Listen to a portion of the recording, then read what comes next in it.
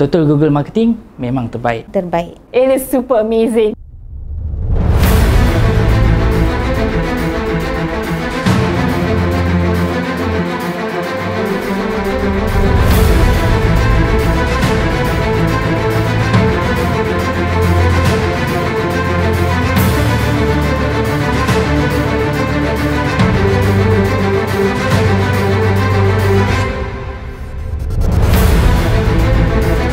Ini juga salah satu platform yang terbaik lah untuk kita cari, sebab memang ramai orang yang akan berada dalam Google ni untuk mencari maklumat. Saya tengok daripada Sifu WanMus very good. Pasal apa? Dia bukan kedekut ilmu. Dia mengambil masa untuk kita setiap seorang faham apa yang dia ajar. And a few of my friends dah terbukti that their sales is very good and dia punya produk pun is like well known. This melalui Google saja. So I take the opportunity. I heard about the seminar and I went in. After attending the class, Alhamdulillah, it is like it's awesome. Sifu ni memang jenis yang dia ada structure dan dia punya buku tu memang ada step by step lah. So memang kalau lepas ni dah lupa pun you ikut buku tu saja pun dah mencukupi dah. Kos dia sangat rendah dan dalam masa yang sama, keberkesanannya dalam kelas sendiri saya dah terima hampir beberapa ribu sumbangan daripada orang dengan hasil ads yang berjalan dalam masa 2 hari yang kita set up. Alhamdulillah, dan kosnya sangat berbaloi dengan apa yang kita terima daripada orang ramai. One thing kenapa that you should attend the Google AdWords class is because Sifu WanMus akan mengajar you on the spot itself. You have to do it on the spot. Itu one thing good. Saya dapat feedback daripada staff dekat sekolah lah. Memang ramai yang WhatsApp sebab kita guna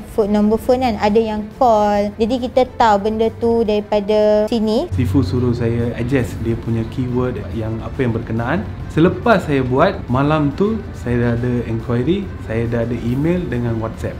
Bila berjumpa dengan Sifu WanMus, dia ajar step by step dan cara penyampaian dia yang bagus, yang sangat mudah faham dan terus boleh buat, dan kita boleh terus dapat result sebenarnya bila berada di dalam kelas. Memang perlu hadir ke TGM ini. Ini masanya untuk orang kena look into Google lah, sebab Google memang dia cover YouTube, dia cover search engine dan bermacam-macam lagi lah. So dia ada banyak lagi teknik yang you orang boleh belajar dan boleh kejar customer you. Cara ni memang you patut kena belajar dengan Sifu WanMus. Google AdWords adalah the number one in terms of all the other platform. So for you to grow fast, bagi saya you have to attend Google. Oleh,